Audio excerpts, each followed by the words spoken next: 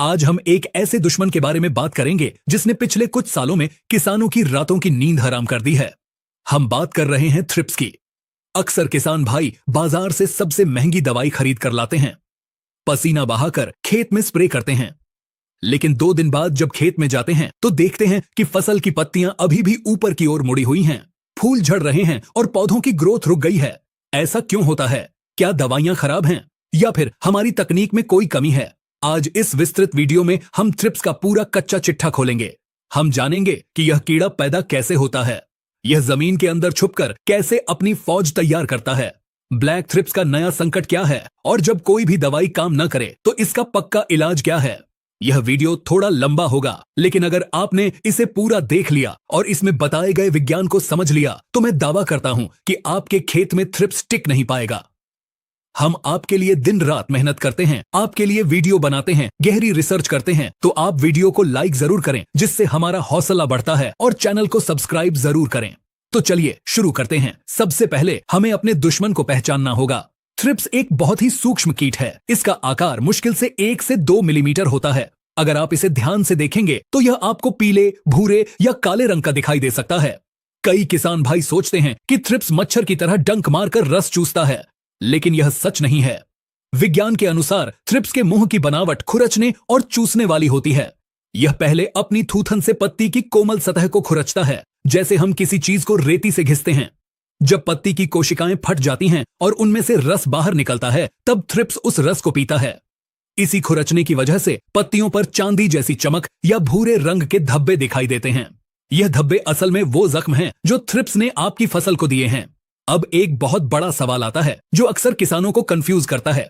खेत में पत्तियां मुड़ रही हैं तो यह थ्रिप्स है या माइट्स यानी मकड़ी?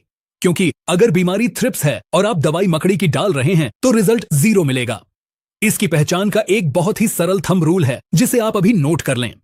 अगर आपकी फसल की पत्तियां ऊपर की ओर मुड़ रही हैं, जैसे कि एक नाव का आकार बन गया हो, तो यह 100% थ्रिप्स का हमला है। लेकिन अगर पत्तियां नीचे की ओर मुड़ रही हैं, जैसे कि उल्टा प्याला, तो यह माइट्स यानी मकड़ी का हमला है। यदि आप कमेंट करेंगे तो हम माइट्स पर संपूर्ण जानकारी लेकर आएंगे। ज्यादा से ज्यादा कमेंट होंगे तभी हम इस टॉपिक पर वीडियो बनाएंगे।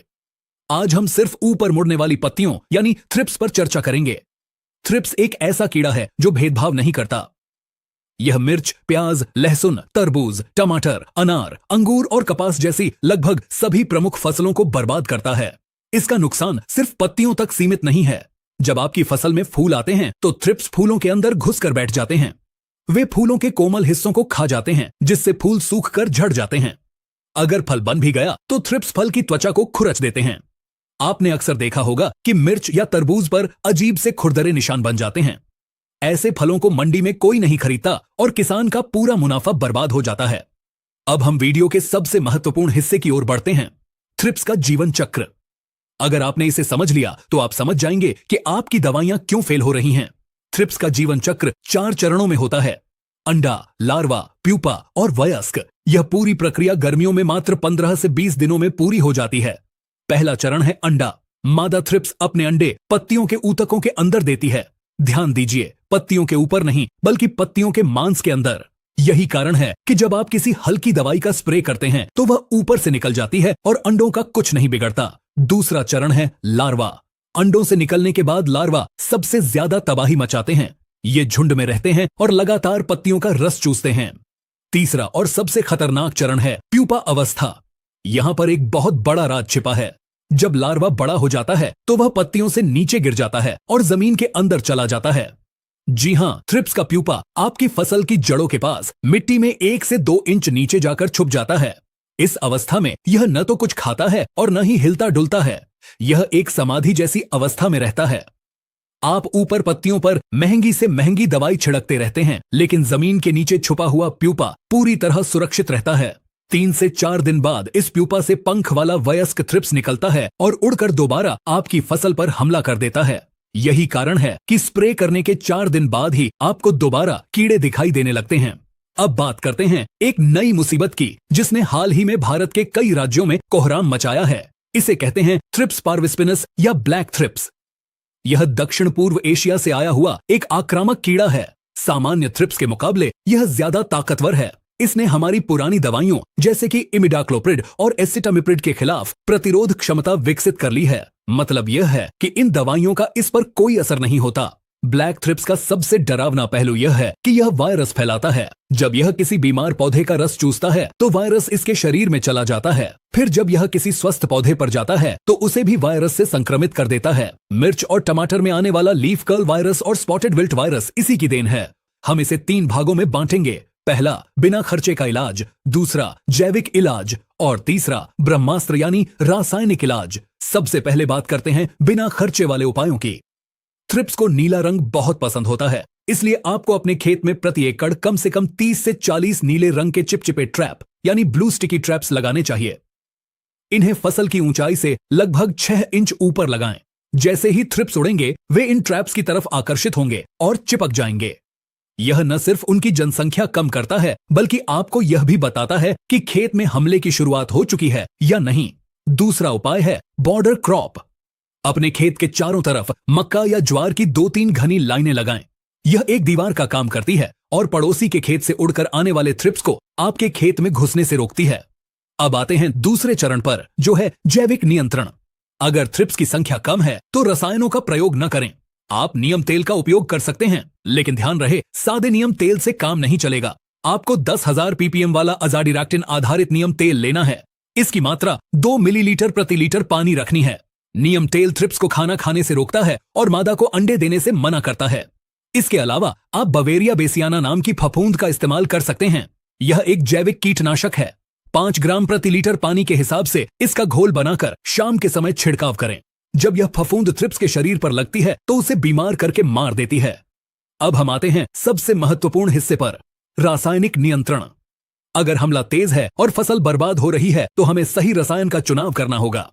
यहां मैं आपको कुछ रसायनों के नाम और उनकी सही मात्रा बताऊंगा। कृपया इसे ध्यान से नोट करें।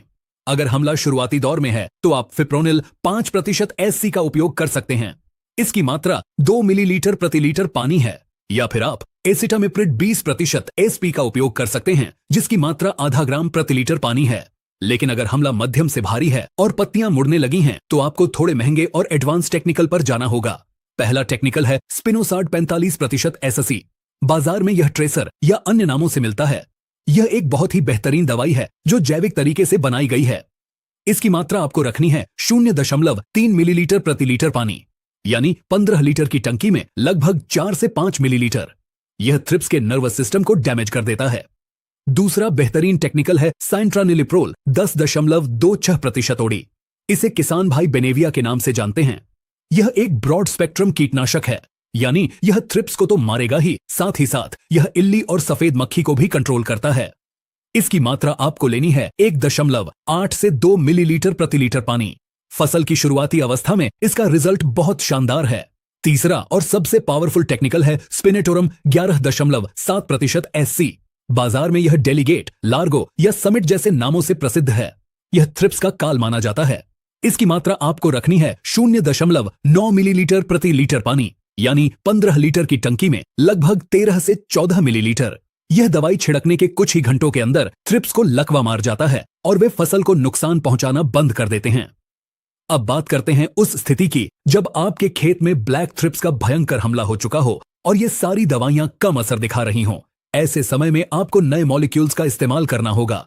गोदरेज कंपनी का ग्रेसिया, जिसमें फ्लक्सामेटामाइड 10% है, ब्लैक थ्रिप्स पर बहुत अच्छा काम कर रहा है। इसकी मात्रा 160 मिलीलीटर प्रति एकड़ है। इसके अलावा ब्रोफ्लानिलाइड, जिसे हम सिमेग्रा के नाम से जानते हैं, यह भी एक नया और असरदार हथियार है। और सबसे बड़ी बात जो मैंने आपको जीवन चक्र के समय बताई थी, प्यूपा जमीन में है तो यहां चिंग करें, यानी दवाई को पानी में घोलकर पौधे की जड़ों के पास डालें। इससे जमीन के अंदर छुपा हुआ प्यूपा मर जाएगा। जब आप ऊपर से वयस्क को मारेंगे और नीचे से प्यूपा को मारेंगे, तभी थ्रिप्स का जीवन चक्र टूटेगा और आपको 100% रिजल्ट मिलेगा। एक और सावधानी याद रखें, एक ही दवाई का बार बार छिड़काव न करें। अगर आपने आज डेलीगेट डाला है तो अगली बार बेनेविया या ग्रेसिया डालें।